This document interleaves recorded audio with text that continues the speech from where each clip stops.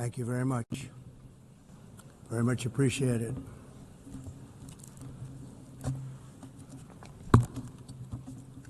And I don't mind making this speech without a teleprompter, because the teleprompter is not working.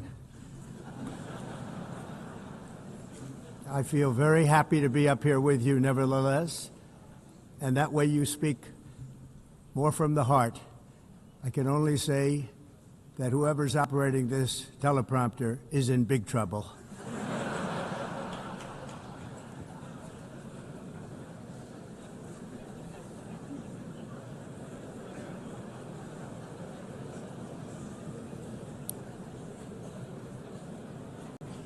Hello, Madam First Lady. Thank you very much for being here. And Madam President, Mr. Secretary General, First Lady of the United States, distinguished delegates, ambassadors, and world leaders. 6 years have passed since I last stood in this grand hall and addressed a world that was prosperous and at peace in my first term. Since that day, the guns of war have shattered the peace I forged on 2 continents. An era of calm and stability gave way to one of the great crises of our time. And here in the United States, 4 years of weakness, lawlessness, and radicalism under the last administration delivered our nation into a repeated set of disasters. 1 year ago, our country was in deep trouble, but today, just 8 months into my administration, we are the hottest country anywhere in the world, and there is no other country even close. America is blessed with the strongest economy, the strongest borders, the strongest military, the strongest friendships, and the strongest spirit of any nation on the face of the earth. This is indeed the golden age of America. We are rapidly reversing the economic calamity we inherited from the previous administration, including ruinous price increases and record-setting inflation like we've never had before. Under my leadership, energy costs are down, gasoline prices are down, grocery prices are down, mortgage rates are down, and inflation has been defeated. The only thing that's up is the stock market, which just hit a record high. In fact, it hit a record high 48 times in the last short period of time. Growth is surging, manufacturing is booming. The stock market, as I said, is doing better than it's ever done. And all of you in this room benefit by that, almost everybody. And importantly, workers' wages are rising at the fastest pace in more than 60 years. And that's what it's all about, isn't it? In 4 years of President Biden, we had less than $1 trillion of new investment into the United States. In just 8 months since I took office, we have secured commitments and money already paid for $17 trillion. Think of it, 4 years, less than $1 trillion, 8 months, much more than $17 trillion is being invested in the United States, and it's now pouring in from all parts of the world. We've implemented the largest tax cuts in American history and the largest regulation cuts in American history, making this once and again the best country on earth to do business. And many of the people in this room are investing in America, and it's turned out to be an awfully good investment during this 8-month period. In my first term, I built the greatest economy in the history of the world. We had the best economy ever, history of the world. And I'm doing the same thing again, but this time it's actually much bigger and even better. The numbers far surpass my record-setting first term. On our southern border, we have successfully repelled a colossal invasion, and for the last 4 months, and that's 4 months in a row, the number of illegal aliens admitted and entering our country has been Zero. Hard to believe, because if you look back just a year ago, it was millions and millions of people pouring in from all over the world, from prisons, from mental institutions, drug dealers. All over the world they came. They just poured into our country with the ridiculous open border policy of the Biden administration. Our message is very simple. If you come illegally into the United States, you're going to jail, or you're going back to where you came from, or perhaps even further than that. You know what that means. I want to thank the country of El Salvador for the successful and professional job they've done in receiving and jailing so many criminals that entered our country. And it was under the previous administration that the number became record-setting, and they're all being taken out. We have no choice. And other countries have no choice, because other countries are in the exact same situation with immigration. It's destroying your country, and you have to do something about it. On the world stage, America is respected again like it has never been respected before. You think about 2 years ago, 3 years ago, 4 years ago, or 1 year ago, we were a laughingstock all over the world. At the NATO summit in June, virtually all NATO members formally committed to increase defense spending, at my request, from 2% to 5% of GDP, making our alliance far stronger and more powerful than it was ever before. In May, I traveled to the Middle East to visit my friends and rebuild our partnerships in the Gulf and those valued relationships with Saudi Arabia, Qatar, and the UAE, and other countries are now, I believe, closer than ever before. My administration has negotiated one historic trade deal after another, including with the United Kingdom, the European Union, Japan, South Korea, Vietnam, Indonesia, the Philippines, Malaysia, and many, many others. Likewise, in a period of just 7 months, I have ended 7 unendable wars. They said they were unendable. You're never going to get them solved. Some were going for 31 years, 2 of them, 31, think of it, 31 years. One was 36 years. One was 28 years.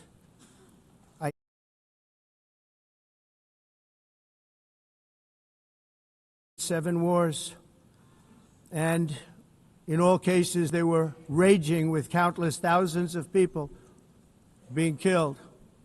This includes Cambodia and Thailand, Kosovo and Serbia, the Congo and Rwanda, a vicious, violent war that was, Pakistan and India, Israel and Iran, Egypt and Ethiopia, and Armenia and Azerbaijan.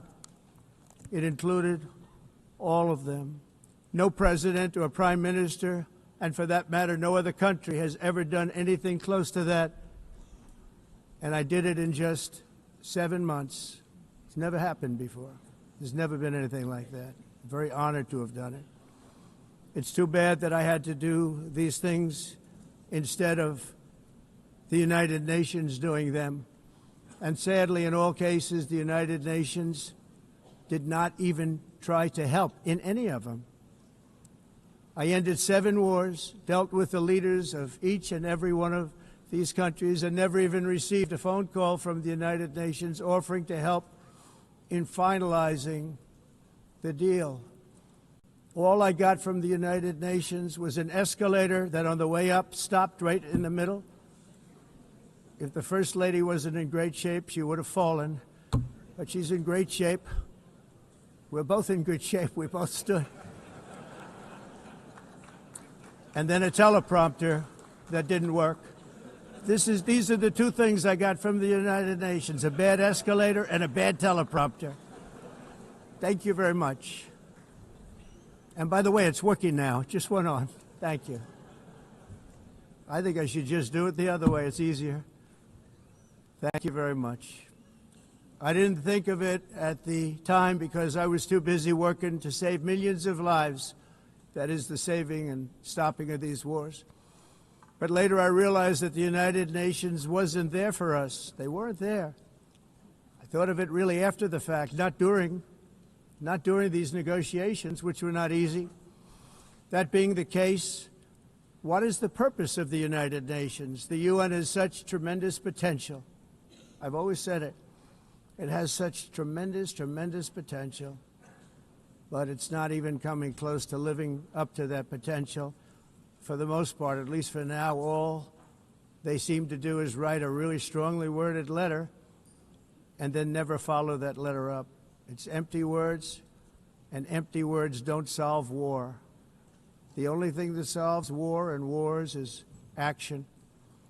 Now, after ending all of these wars and also earlier negotiating the Abraham Accords, which is a very big thing for which our country received no credit, never receives credit. Everyone says that I should get the Nobel Peace Prize for each one of these achievements.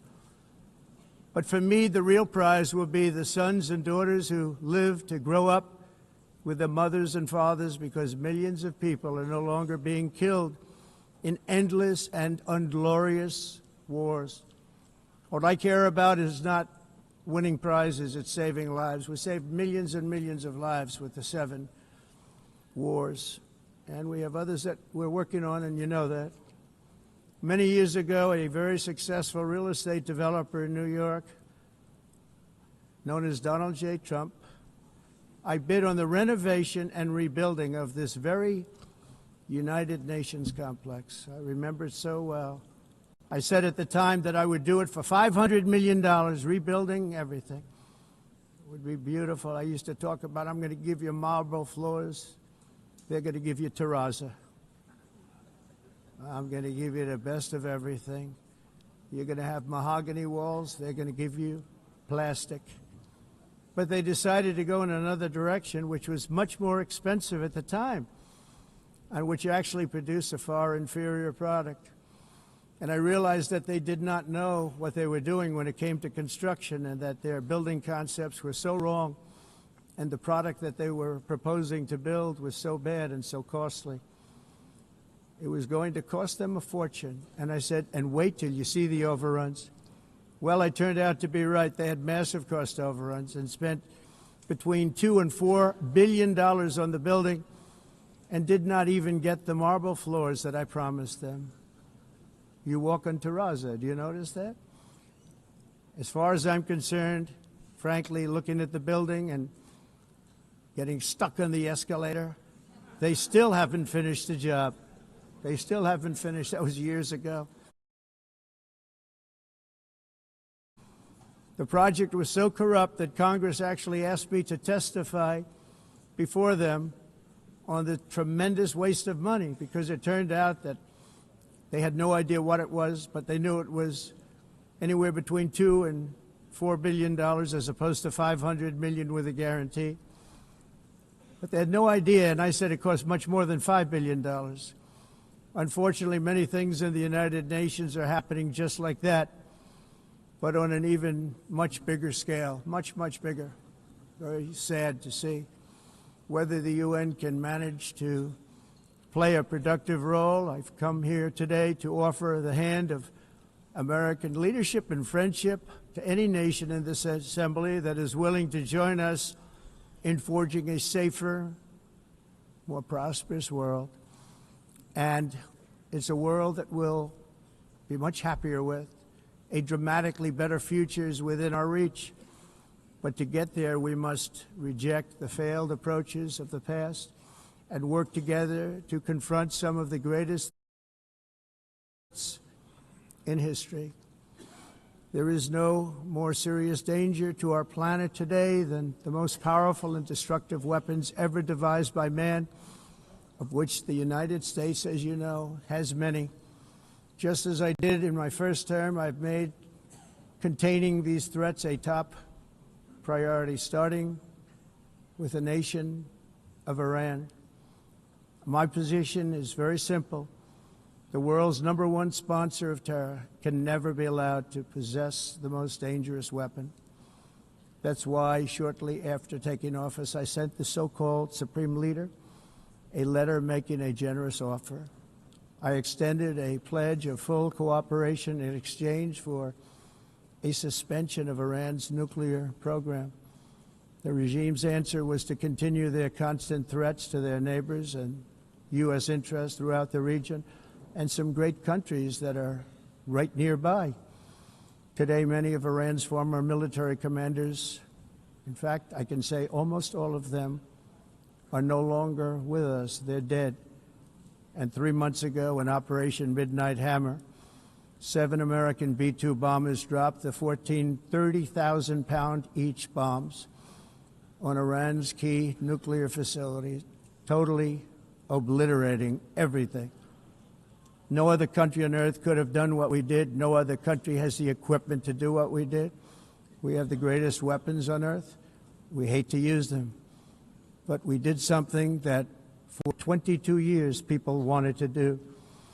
With Iran's nuclear enrichment capacity demolished, I immediately brokered an end to the 12-day war, as it's called, between Israel and Iran, with both sides agreeing to fight no longer. As everyone knows, I have also been deeply engaged in seeking a ceasefire in Gaza. Have to get that done. Have to get it done. Unfortunately, Hamas has repeatedly rejected reasonable offers to make peace. We can't forget October 7th, can we? Now, as if to encourage continued conflict, some of this body is seeking to unilaterally recognize a Palestinian state. The rewards would be too great for Hamas terrorists for their atrocities. This would be a reward for these horrible atrocities, including October 7th, even while they refuse to release the hostages or accept a ceasefire.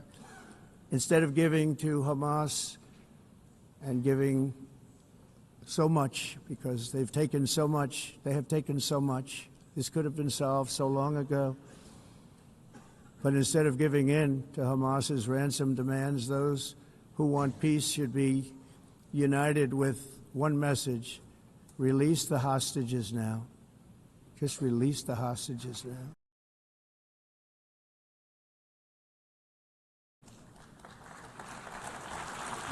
Thank you.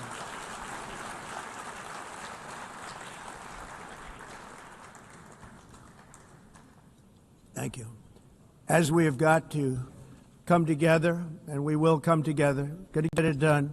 We have to stop the war in Gaza immediately. We have to stop it. We have to get it done. We have to negotiate, immediately have to negotiate peace. We got to get the hostages back. We want all 20 back. We don't want 2 and 4. As you know, I got, along with Steve Witkoff and others that helped us, Marco Rubio, we got most of them back. We were involved in all of them. But I always said the last 20 are going to be the hardest, and that's exactly what happened. We have to get them back now. We don't want to get back 2, and then another 2, and then 1, and then 3. Have this process. No, we want them all back, and we want the actually 38 dead bodies back too.